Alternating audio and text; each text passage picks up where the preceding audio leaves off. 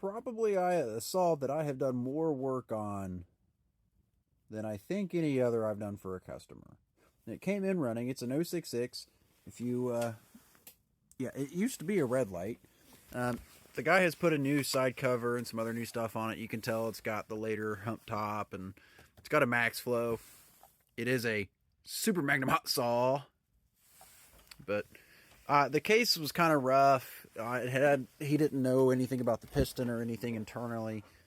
It does have a nice new starter on it, and he brought it to me to rebuild and port. So I got to looking through it. Everything internally looked good. I did go ahead and put new bearings, rings, seals, gaskets, whole 9 yards, front to back on it. Stripped it completely down, and he actually talked about having the case powder coated. Now I didn't powder coat the case. I do need to wipe some of that goober off there. Because a lot of the case had bad chipping and pitting. You can't really see it when it's fully assembled, but especially the bottom. So what we elected to do instead was to use the steel paint. Let me show you here. So this is what I got. Got it off eBay. Stuff's like 20 bucks a can. It's kind of expensive, but it is the OEM collar. There's two downsides to it. One, the price. I don't know that it's worth the price. And two, it is not at all paint resistant. I'm sorry, gas resistant. So you can't use it bare. You have to use it with a really strong clear coat on top. I used a 2K clear coat. That stuff seems to hold up very well. The other thing I noticed is that no matter what kind of prep you do, I had the cases sandblasted.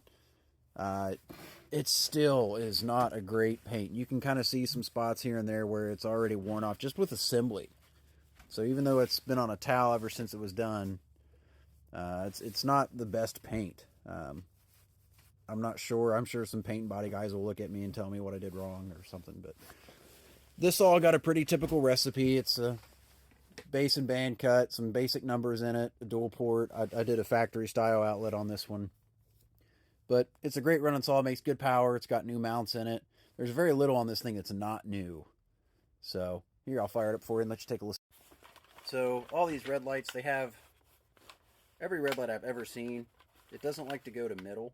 You can kind of catch it there, but and it's early, so there's no decomp.